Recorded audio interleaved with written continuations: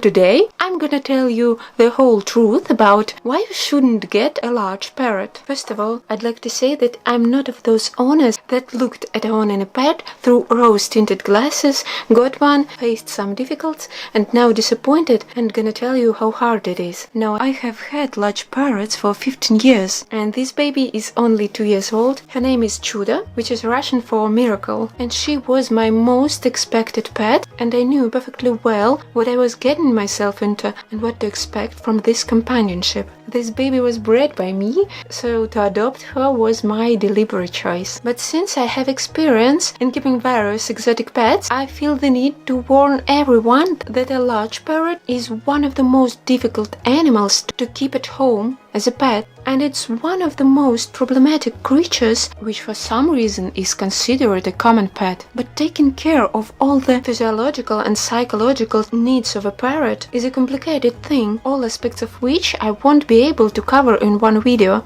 That's why I will tell you about 5 main difficulties which you definitely face if you do decide to get this pet. 5 reasons not to get large parrot. First of all, it's screaming and shrieking. Reason number 1 is that they scream. They all scream insanely loudly. I even have a saying, if you want a quiet parrot, then get a parrotfish. But if you take a feathered parrot into your home, it will be a noisy neighbor. If you had budgies as a child and found their chirping annoying, you should know that the budgies is a fairly quiet species compared to the rest of the parrots and parakeets. All larger members of the parrot order are much louder guys, and most importantly, their scream is often extremely piercing and difficult to tolerate, because it literally hits your eardrums and hurts your ears. You should also keep in mind that even if you can tolerate the cries of your beloved pet, there is no guarantee that the other people living with you and your neighbors will share your enthusiasm and show the same level of patience. Most likely, they won't be happy with your pet's morning and evening vocal exercises. But you should never stop your parrot from screaming. You can't force it to be silent. Parrots have a physiological and psychological need to scream, need to clear their lungs and shout out their territory. They need to do it at least twice a day, in the morning and in the evening. So sweet. You are so sweet. Chuda. You shouldn't try to suppress their natural behavior. It is harmful to their health and psyche. All you can do is accept it. The second you have a parrot, you've agreed to tolerate these screams. If your parrot doesn't scream or screams quietly, it is a cause to concern. If your bird acts this way, it may be an indicator that something wrong with its health. Reason number 2, parrots make a lot of mess. Many species of parrots, African greys in particular, keep their feathers in check using a special feather powder. Some parrots use only oil secreted from their preying gland and spread them all over their feathers, as do many other birds, but not African greys and cockatoos. They have small powder containers at the base of their feathers, and they distribute this finest powder over their plumage, protecting it from external effects and keeping it looking fine and in good condition. This is exactly why cockatoos look so magical. Their feather is so soft as a cloud or a marshmallow. The feathers of African grey are also soft and dusty, but they are grey, so they don't resemble marshmallows as much. And of course, all that powder from your parrot is gonna fly all over your house. It's going to cover all your surfaces, your beautiful plasma, your desk, your kitchen counter, and you will have feather dust everywhere. Feathers fly of birds, even they are not molting. Small feathers constantly fly during preening, and you're gonna be finding them in cups, in mugs, and so on. And now imagine all those thousands of feathers that are going to cover your house when the time of real molting comes, and the bird is going to molt its entire plumage. Naturally, dust and feathers can be very allergenic, but that's not all. Parrots really love to chew. You need to give them branches and toys that they can chew up and destroy. And bits of toys and fruits and grain chaff will go everywhere too. You will be cleaning up 5 times a day, and there will be still a lot of rubbish in the house.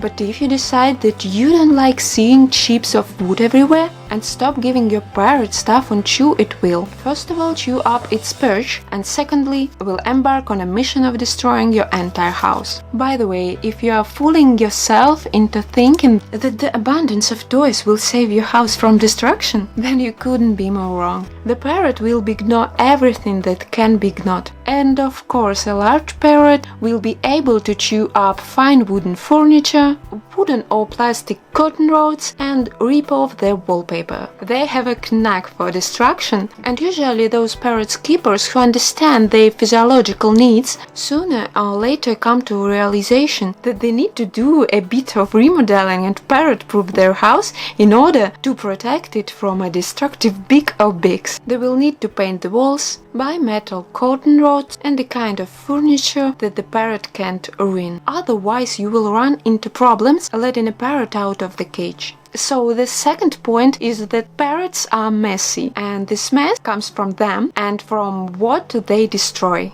The third reason not to get a large parrot is that they are smart. For some reason, most people believe that having a smart pet is fun. Somehow they consider that the pet is going to use their intelligence to obey the humans and entertain them. Far from it. Each living creature looks after itself first, so a parrot will use its intelligence solely for its own benefit. Yes, if you are into training, if you are into communication with your pet, you can teach it a lot. You can spend some quality times with it, but most parrot owners do not. They don't have enough time for it. So another con, besides the fact that a smart parrot tried to outsmart you, is that a smart parrot will get bored. And when a bird is bored, that's a huge problem. Boredom usually leads to destructive behavior. Your pet will try to destroy everything around it. And if it doesn't find something to destroy, if there are not enough toys or other enrichments or some activities, it may even lead to self-mutilation. Parrots are smart, and it's actually a reason to think twice before getting one. Reason number 4 is that you absolutely have to train your parrot. But you can't train a parrot relying on a carrot and stick approach, because parrots have completely different social relationships. If you start to punish your parrot, it will mark you as an enemy, and it will lead to aggression. Most interestingly, those parrots that haven't seen any aggression toward themselves since they were chicks most often do not exhibit aggression themselves. And by aggression I mean shouting at them and punish them. If you take Tudor, for instance, she does have some psychological issues I haven't been able to avoid when raising her. Due to early illness and stress, she once bit all her feathers and was unable to fly for a very long time.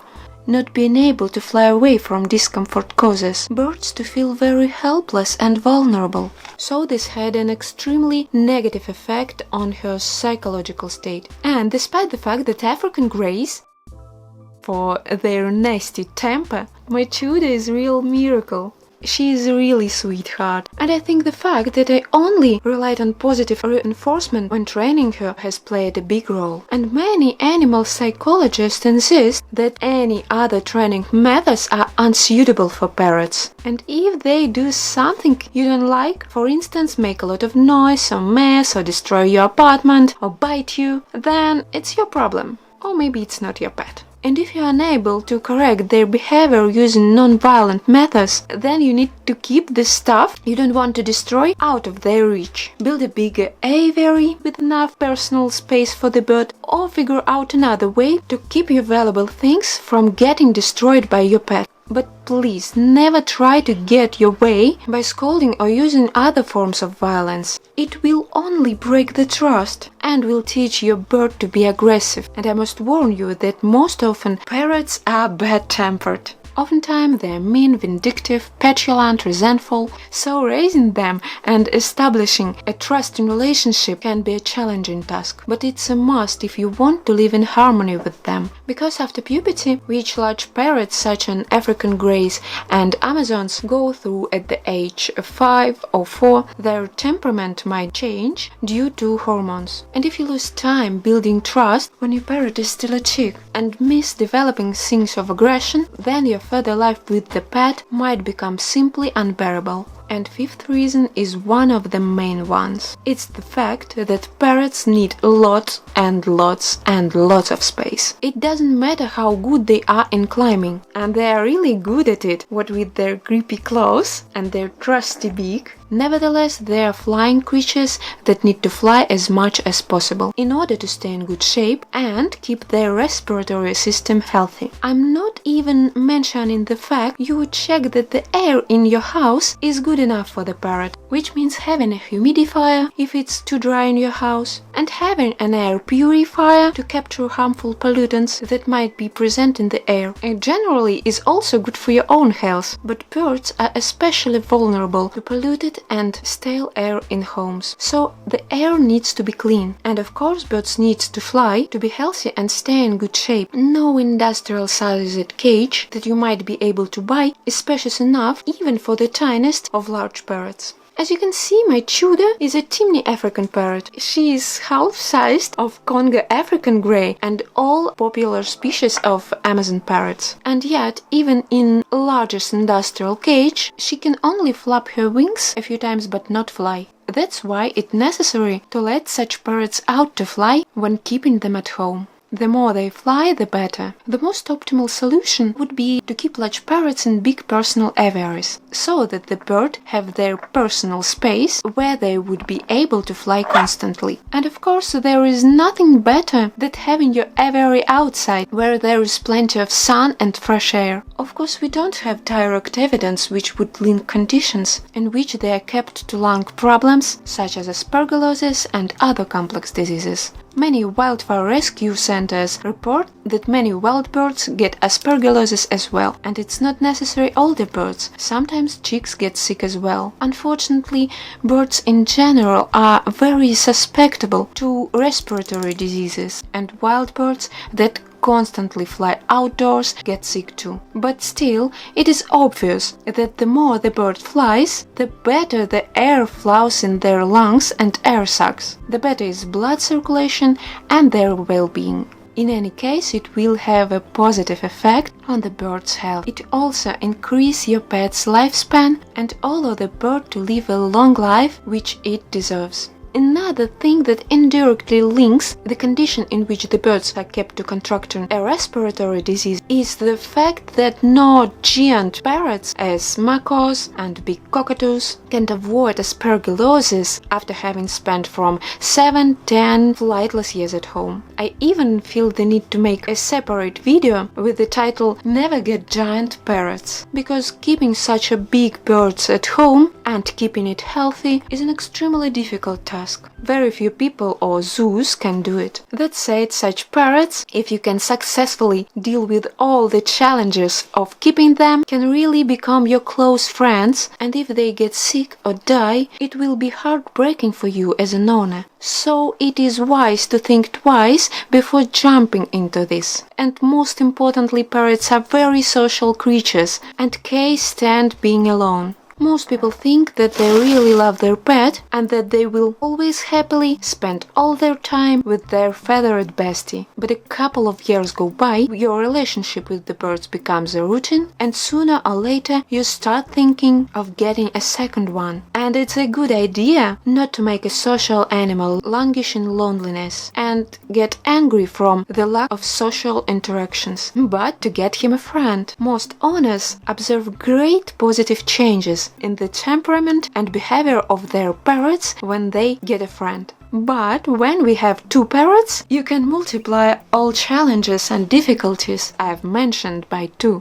I'm not saying that isn't impossible. Anything is possible. You can live happily with any pet as long as you learn beforehand what you should expect from your companionship. I hope this video helped all parrot lovers to take more sober look at the companionship with these amazing creatures and decide whether they're up to the task. This has been Beastiary channel. My name is Marina Pravda, a Pravda that tells the truth about keeping exotic pets at home. And one more thing, if you're lucky enough, your parrot will be with you for 40 or 50 years. What a nightmare! What have I gotten myself into? Say it in English. Say it in English. Subscribe to the channel. Pretty bird. Чудо. До, чудо.